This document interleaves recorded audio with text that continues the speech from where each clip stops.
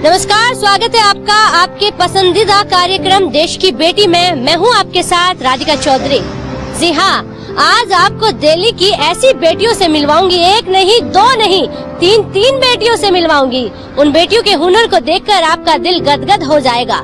सूरज ना बन पाए तो बन के दीपक जलता चल, सूरज ना बन पाए तो बन के दीपक जलता चल। जीना उसका जीना है जो औरों को जीवन देता है। गीतकार इंदिवर की लिखी इन लाइनों में पूरे जीवन का अर्थ छिपा हुआ है और इस जीवन के अर्थ को दिल की गहराइयों से समझा इन तीन बेटियों ने और अपने जीवन में ही नहीं औरों की बेटियों और महिलाओं के जीवन में भी इस लाइनों को उतार कर ये बता दिया कि बेटियां किसी से कम नहीं। एक नहीं दो नहीं हजारों बेटियों को प्रशिक्षण देती हैं और शादीशुदा महिलाओं के जीवन में बदलाव लेकर आई ये तीन बेटियां। आज इन तीन बेटियों ने हजारों बेटियों और हजारों महिलाओं को सशक्त बनाया, अपने पांव पे खड़ा किया। तो चलिए मिलवाते हैं उन तीन बेटियों से और उनके साथ होगी राधिका चौधरी, यानी कि चार बेटियां आज आपके साथ होगी। और जब चार बेटियां एक साथ मिल जाए तो फिर कहना ही क्या। तो चलिए मिलते हैं देर ना करते हुए।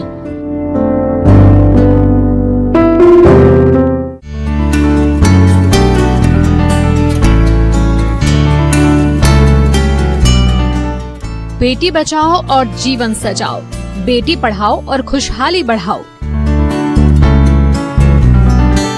इस कहावत को साकार कर रही है भारत की तीन बेटियां। अब बेटियां किसी से भी कम नहीं हैं। प्रीति, मीनाक्षी और रिंजू, इन तीनों ने न सिर्फ अपने एनजीओ का नाम ऊंचा किया बल्कि एक मिसाल के रूप में सामने आई हैं। जहां एनजीओ में 5000 से ज्यादा महिलाएं प्रशिक्षण ले रही हैं और साथ ही 1 रुपए में शादीशुदा महिलाओं को 1 महीने शिक्षा भी दी जा रही है। आज के जमाने की बात की जाए तो 1 रुपए के कोई मायने नहीं, लेकिन ये तीनों ही 1 रुपए में शिक्षा देने का काम कर रही हैं। वहीं बात करें इनके जीवन के बारे में तो इन तीनों बेटियों को अपने घर से भी कोई सपोर्ट नहीं मिला था, फिर भी इन तीनों ने महिलाओं की जिंदगी को अच्छा करने में अहम भूमिका निभाई। तो चलिए मिलवाते हैं आपको उन तीनों बेटियों से। यानी रिंजू, बहुत बहुत स्वागत है आपका। Thank you so much. और प्रीति जी, बहुत बहुत स्वागत है आपका। Thank you so much. Meenakshi ji, आपका भी बहुत बहुत स्वागत। Thank you.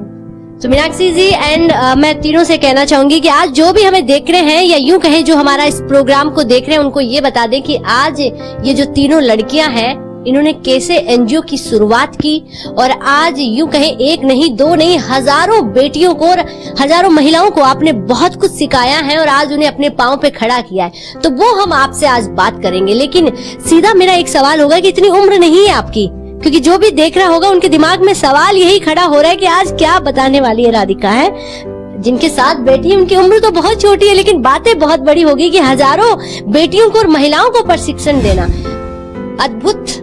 या यूं कहे जब सुना कि 1 रुपए में आप अपना जीवन बदल सकते हैं। अब आप सोचेंगे इस जमाने में 1 रुपए में क्या कह रहे हैं आप। जी हाँ, बिल्कुल। एक चॉकलेट नहीं आती, वो बचपन का जमाना था जब 1 रुपए में आज 4 टॉफी खरीद सकते थे। लेकिन यहाँ जो मेरे साथ मदर्स खड़े हैं और आप देखिए सीनियर, वो 1 रुपए में 1 महीना पढ़ाई करने वाले हैं और उस 1 रुपए में 1 महीने में क्या कुछ पढ़ने वाले हैं वो हम देखो इनसे पूछेंगे और आपको बताएंगे। पहले तो क्या नाम है आपका? पुष्पा देवी। पुष्पा जी, क्या उम्र होगी आपकी? 43 की उम्र है। यानी सीखने की कोई उम्र नहीं होती, चाहे वो 80 का हो या 20 का। सही कहा हमने? हाँ जी, हाँ जी। जी बिल्कुल। तो आप अभी 12 खड़ी कखड़े सीख रहे हैं और फीस आपने अपने बच्चों की तो काफी लगाई होगी, हजारों में लाखों में। यहाँ कितनी दी? 1 रुपया। 1 रुपया। तो सुना आपने, 1 रुपया। उस 1 रुपए में आप कितने दिन पढ़ेंगे? 1 दिन या 1 महीना? 1 महीना। 1 महीना ज्यादा पढ़ेंगे जब तक पूरा आएगा पढ़ना। यानी कि अगर आप 10 रुपए खर्च करते हो या 12 रुपए तो आप 1 साल पढ़ाई कर सकते हो और उस 1 साल में आप अपनी हिंदी या लैंग्वेज या कुछ भी सीख सकते हो। कैसे ये विचार कैसे आ गया दिमाग में अब इस उम्र में कि चलिए पढ़ाई करते हैं? कुछ भी नहीं आता था पढ़ना, कहीं भी जाते थे पढ़ना लिखना कुछ भी नहीं आता था। नहीं, उसके पीछे अमाउंट का भी सोचा। 1 रुपए क्या है? चलिए कुछ नहीं है, बिल्कुल 1 रुपए तो कुछ भी नहीं। पढ़ाई अगर कुछ आ जाए तो बहुत बड़ी बात है कि 1 रुपए क्या है। अगर यही फीस अगर 10,000 5,000 होती तो क्या आप पढ़ने आती? नहीं बनती गुंजा। जी बिल्कुल नहीं, ये सच है। आप भी बताइए कि आप सीख रहे हैं और आपकी भी उम्र, आपके भी बच्चे काफी बड़े होंगे, काफी उम्र है आपकी, क्या उम्र होगी? ये सवाल मत पूछिए मैडम, बताइए। 49 साल।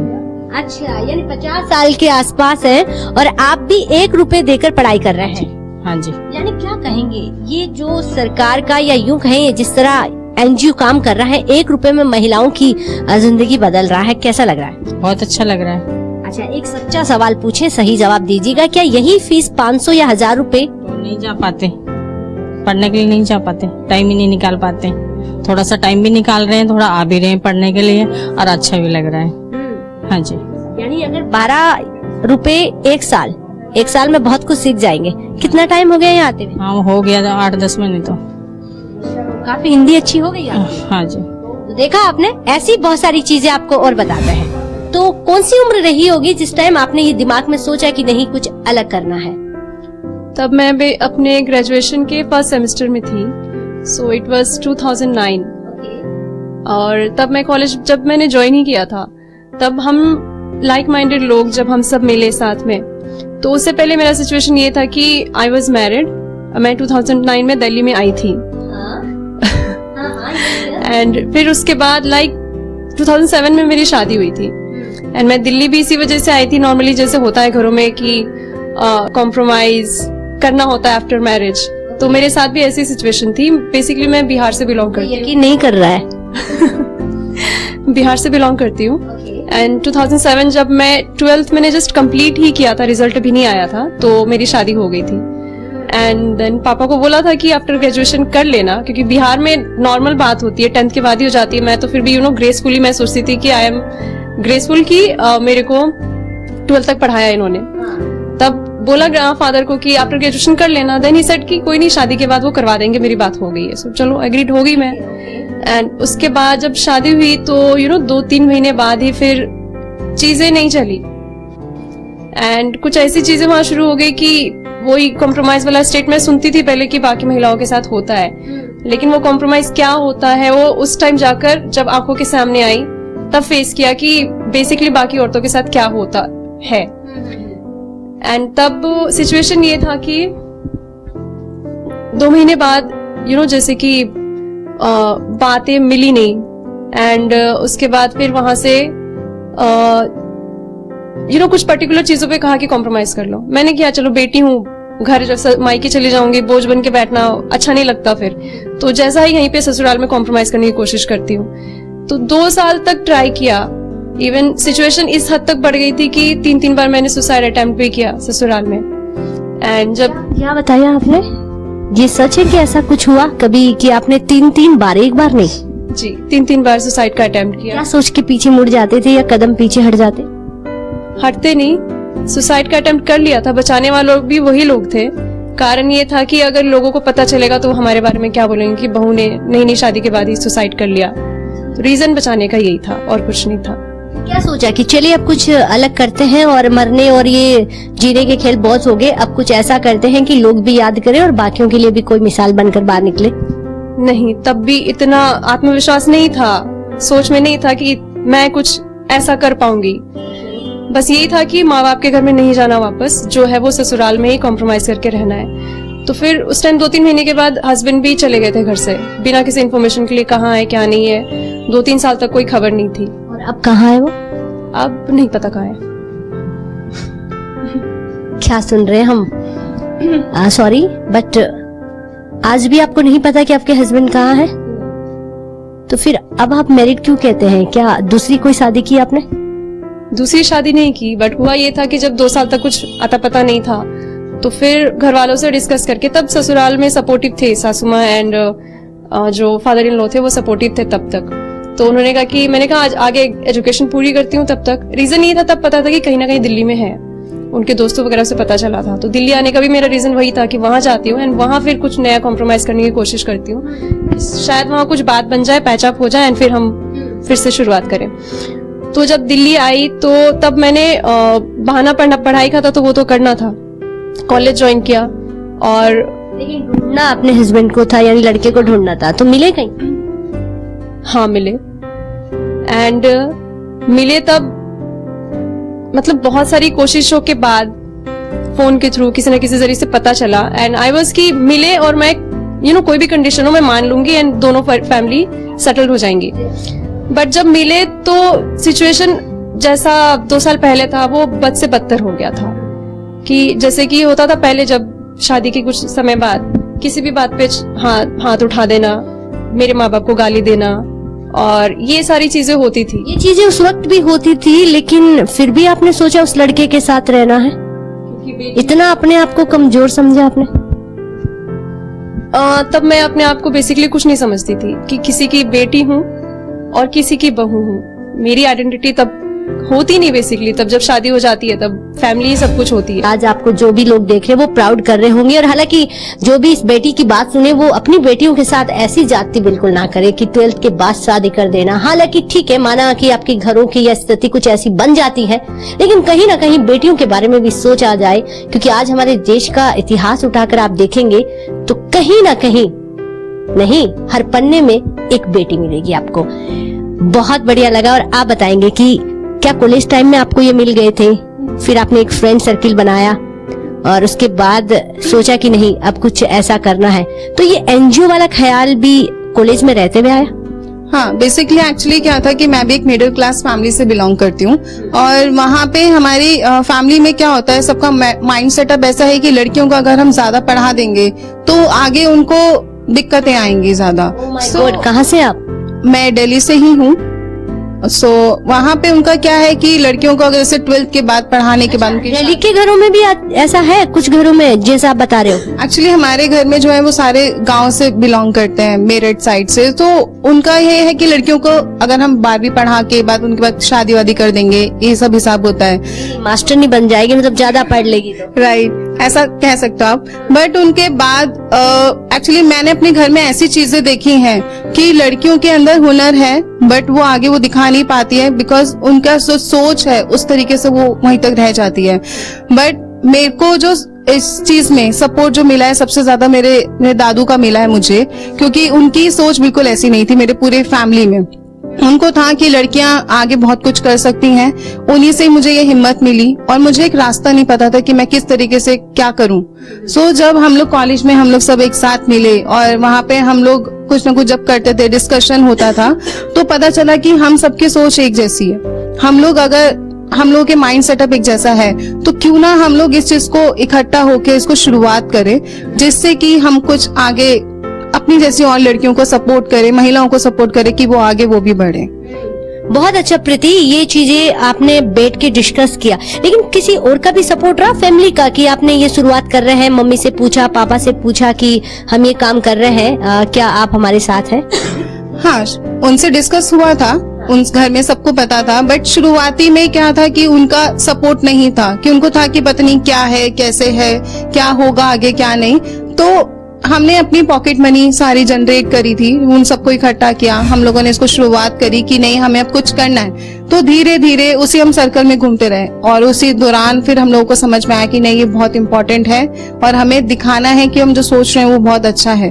तो कहीं ना कहीं अभी भी वो उनको समझाने में, उनको देखने में उनको लगता है। आप संघर्ष जारी रखिए, एक दिन वो बिल्कुल समझ जाएंगे और आपको गले भी लगाएंगे। और जिस तरह ये तो सच है भाई, बेटियां अगर कुछ कर जाए तो उनकी तारीफ बहुत सुनने को मिलती है, लेकिन उससे पहले उनके साथ कोई खड़ा नहीं होता है। ये हर जगह होता आया है। मीनाक्षी जी, दोनों लड़कियों से जिस तरह मैंने प्रीति एंड रिजू से बात की, उस तरह संघर्ष भरी इनकी कहानी है। और जिस तरह एक से भले दो, जब 3-3 लोग आप साथ मिलकर, और वो भी तीनों बेटियां, मुझे नहीं लगता कि अब आप किसी से पीछे हो।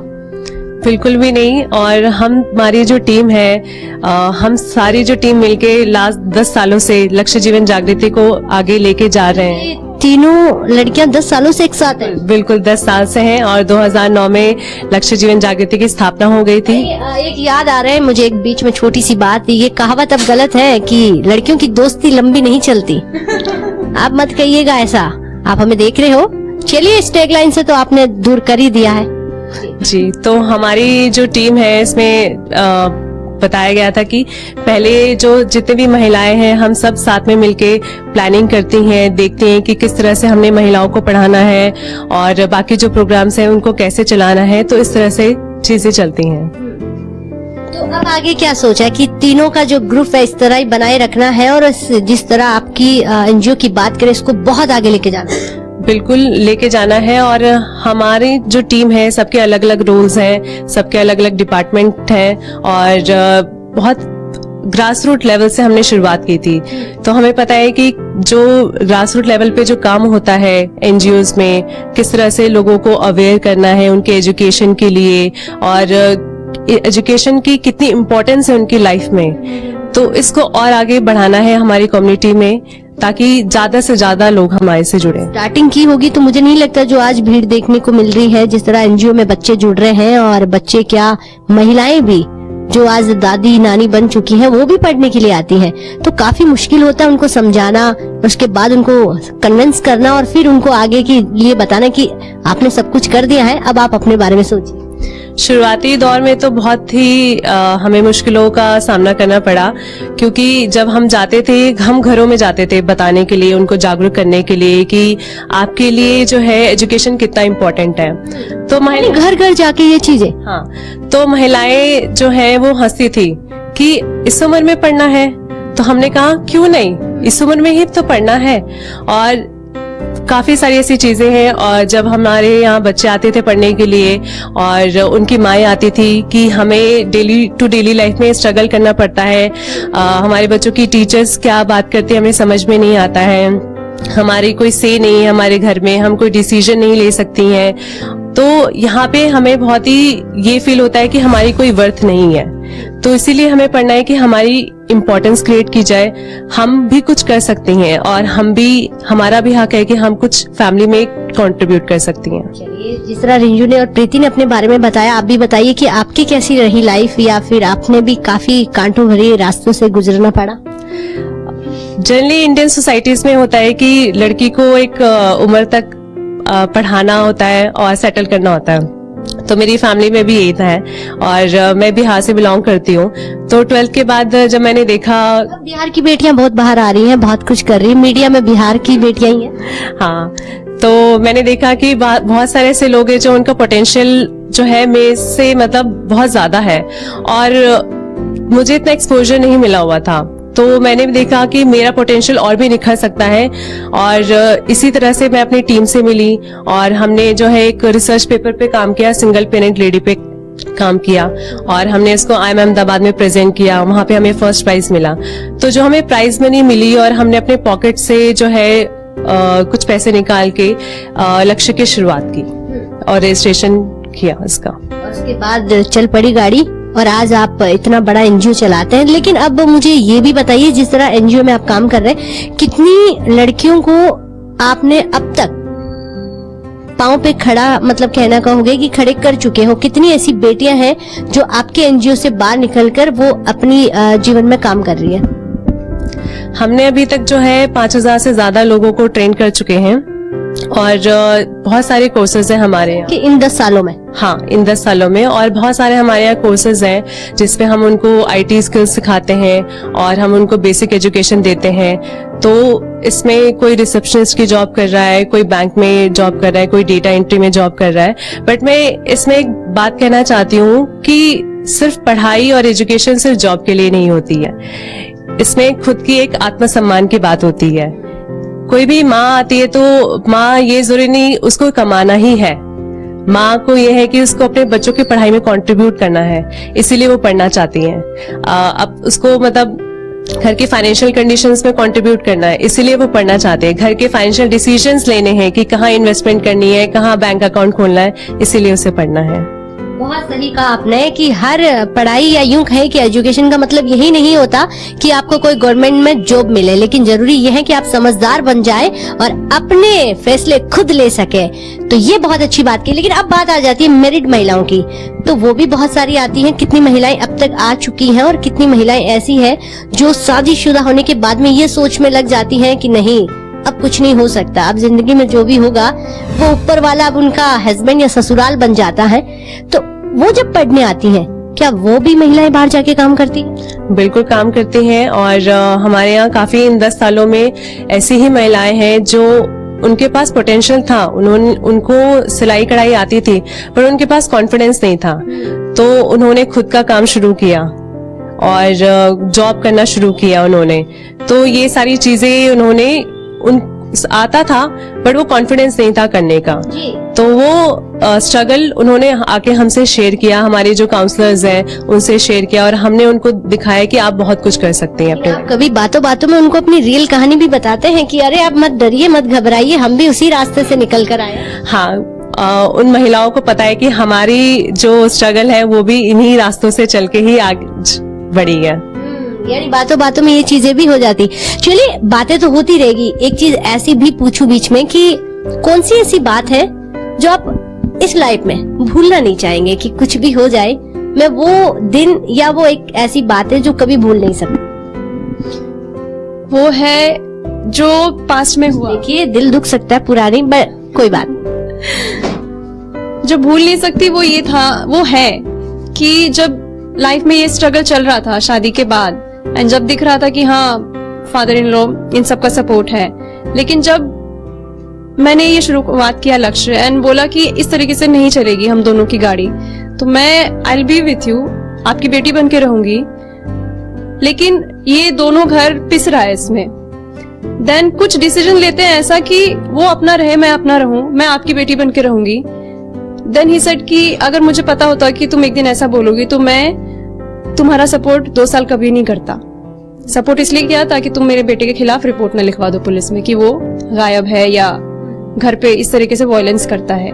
तो ये चीज नहीं भूलूंगी। सही कहा आपने, बिल्कुल रिंजू। यानी हर घर में एक ऐसी रिंजू, एक ऐसी बेटी मिल जाएगी जो संघर्ष कर रही है और खुद से लड़ रही है, और सवाल बार बार वो यही पूछ रही है, कब आएगा वो दिन जब हर कोई कहेगा हमारी बेटियां बेटों से कम नहीं। लेकिन आज भी बेटों को बेटियों से ज्यादा आंका जाता है। क्या यही सही है?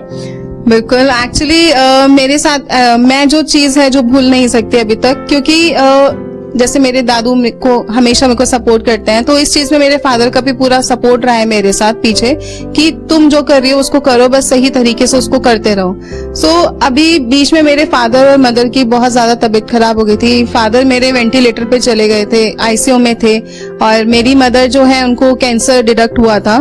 तो उस टाइम पे हमारी पूरी फैमिली को समझ नहीं आ रहा था कि हम लोग क्या डिसीजन ले, क्या करना है क्या नहीं करना। सो मैंने उठ के उनको एक चीज अपनी मदर को बोली, चाहे कुछ भी हो जाए मैं तुम्हारा इलाज करवाऊंगी, पूरी मैं तुम्हारे साथ सपोर्ट रहूंगी।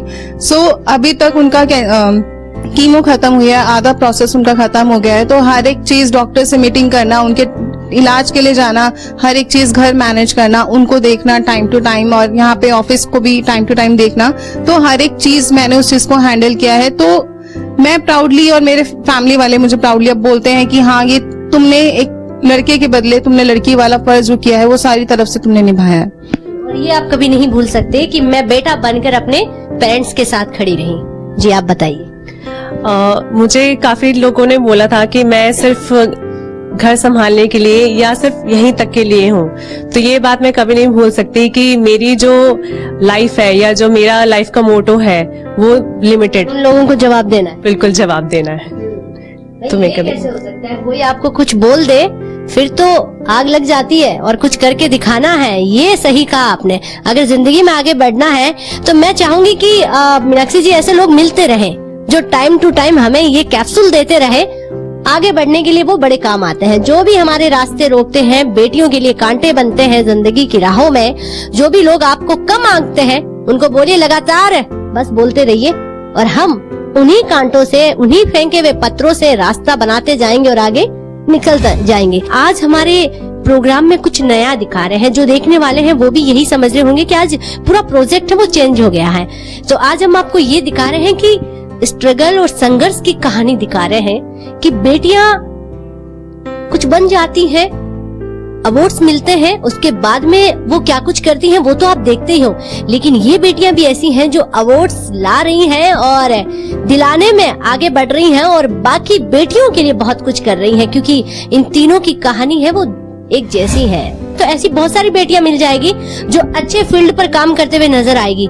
साथ ही साथ अगर मैं कहूँ कि जिस तरह आपका एनजीओ काम कर रहा है, और एनजीओ आप तीनों का है, लेकिन इस एनजीओ में आने के बाद अब आपको लगता है कि बेटियां किसी से कम नहीं है? अब कभी अपने आप को किसी से कम आंकते हैं? इस लक्ष्य जीवन जागृति जो है ये लक्ष्य ही है हमारा, और हम चाहते हैं कि हर एक बेटी को, हर एक महिला को उसका लक्ष्य मिले। तो कोई भी महिला, कोई भी लड़की किसी से कम नहीं है और हम भी अपने आप को किसी से कम नहीं मानते। यही तो सुनना चाहते हैं हम। बहुत बढ़िया, आप किसी से कम नहीं हैं। आप ही क्यों, बेटियां किसी से कम नहीं होती हैं। और आज इस तरह 4 बेटियां आपके सामने बैठी हैं और आप बेटियों के संघर्ष को सुनकर अब ये तो समझ ही गए होंगे कि आपके घरों में भी ना जाने कितनी मीनाक्षी, रिंजू या प्रीति जैसी बेटियां होगी जो संघर्ष कर रही होगी। लेकिन आप बस देखकर आंखें बंद कर लेते हैं। जरा उनका साथ दीजिए, उन्हें आगे बढ़ाइए और इतना आगे बढ़ाइए कि एक दिन आपका सीना वो इतना चौड़ा कर दे कि आपको खुद प्राउड हो कि हमारी बेटियां किसी से कम नहीं। क्या आज आपसे एक सवाल मैं पूछूं कि आप कभी अपने आप को कम आंकते हैं, यानी 9 साल पहले और अब की बात करें? हाँ, मेरे में 9 साल में अगर मैं देखूं तो काफी ज्यादा चेंजेस मेरे अंदर आए, क्योंकि टाइम के साथ साथ चीजें बढ़ती जाती हैं और जब चीजें बढ़ती हैं तो हुनर और टैलेंट भी बढ़ता जाता है। तो उस तरीके से वो सारी चीजें हुई। और जैसे शुरुआती में हम लोग जब करते थे, काम करते थे, तो हमने इसको प्रेजेंटेशन देने के लिए भी मलेशिया गए हैं हम लोग। वहाँ पे भी हम लोगों ने प्रेजेंटेशन दिया है, अवार्ड मिला है हमें। और हम लोग मुंबई में भी गए थे हम लोग, वहाँ पे भी हमारी ट्रेनिंग हुई थी किस तरीके से हमें अपने एनजीओ को, लक्ष्य जीवन जागृति को और आगे कैसे बढ़ाना है, किस तरीके से हम नए नए चीजों को फेस करके और उस चीज को आगे बढ़ाएं। तो ये बहुत सारी ऐसी चीजें हैं जो हम लोगों को काफी सारे अवार्ड्स भी मिले। रिंजू, अब पुरानी बातें तो आप याद नहीं कर रही होंगी और जहाँ तक मैं जानना चाहूँ कि रिंजू अब आप अपने आप को कम नहीं समझेंगी और ना समझती होगी। देखिए, इस 9-10 साल के दौरान जब हमने शुरुआत किया था तो घरों से शुरुआत किया था। फिर घर से शुरू करते करते हमें फिर रिकॉग्निशन मिलना शुरू हो गया, यानी लोगों ने पहचाना कि हम क्या कर रहे हैं। फिर हमारे रिकॉग्निशन शुरू हुई, जैसे कि हमें IIM से जेंडर इंक्लूसिविटी के लिए हमें अवार्ड मिला। उसके बाद फिर हमें टाटा सोशल एंटरप्राइज का बेस्ट टॉप 20 में हमारा नाम आया था इंडिया में, बेस्ट सोशल एंटरप्राइज का अवार्ड मिला। एंड देन फिर हम थोड़ा सा और आगे बढ़े, जैसे टाइम बढ़ता रहा, एक्सपीरियंस बढ़ा। फिर हमने ग्लोबल गुड फंड की तरफ से हमें 1 ईयर का फेलोशिप अवार्ड मिला, जिसमें ये था कि आउट ऑफ 1400 एप्लीकेशंस जो कि वर्ल्ड वाइड था, उसमें हमने इंडिया को टॉप 12 में रिप्रेजेंट किया था। बहुत बढ़िया। एंड देन उसके बाद फिर सिंगापुर इंटरनेशनल फाउंडेशन से हमें मिला best young social enterprise award मिला हमें। रिसेंटली हमें स्कॉटलैंड इंडिया इम्पैक्ट का अवार्ड मिला। तो जिस तरीके से हम कर रहे हैं और वो चीजें दिख रही हैं और खुशी मिलती है कि चलो, पहले रिकॉग्नाइज नहीं किया, नहीं पहचाना, सपोर्ट नहीं किया, लेकिन अब कुछ लोगों ने सपोर्ट नहीं किया, लेकिन अब ये भी तो मिलती होगी कि जिसने बचाया सही बचाया। अगर अब उस टाइम चले जाते तो आज इतने सारे अवार्ड्स नहीं ले रहे होते और इतने सारे अवार्ड्स के नाम नहीं गिनवा रहे थे। जी हाँ, बिल्कुल, मैं भारत की बेटी हूँ, मुझे पता है मरने से पहले मर नहीं सकती। सही कहा किसी ने, बेटियां किसी से कम नहीं है। दीजिए इजाजत, लेकिन जाने से पहले कहूंगी रखिएगा अपना ख्याल। अगले हफ्ते फिर मिलते हैं ऐसी ही किसी एक बेटी के साथ। लेकिन आज का जो हमारा प्रोग्राम था वो 3 बेटियों के संघर्ष की कहानी का था। देखिए, औरों को भी दिखाइए और बताइए कि हमारी बेटियां कितना संघर्ष करती हैं और किस तरह अपने जीवन में आगे बढ़ती हैं। दीजिए इजाजत।